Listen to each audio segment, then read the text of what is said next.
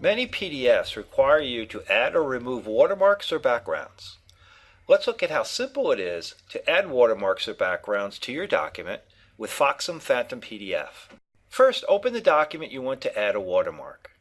Then go to the Organize tab and click over Watermark.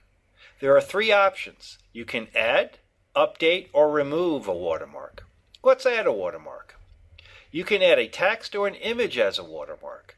In this case, we will add text as the watermark. Check the text option and insert the text you want to use as the watermark in the blank box.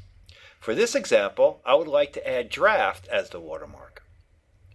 Now that I've added the watermark, let's modify its appearance. For this, you can change the font type, size, and color. You can even rotate the watermark or change the watermark's opacity. For this example, I will rotate the watermark 45 degrees and reduce its opacity to 20%. To finalize, click over OK. As you can see, our PDF has a new watermark. If you want to remove a watermark, you can just click back again over Watermark and choose Remove All. Now let's add a background to our PDF.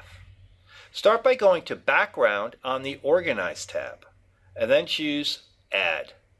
Here you have two options. You can add a color or insert an image to the background of your document.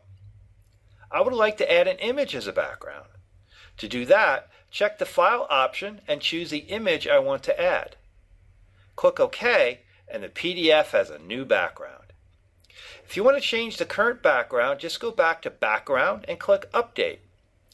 Then type the text or look for the image you want to use as the new background.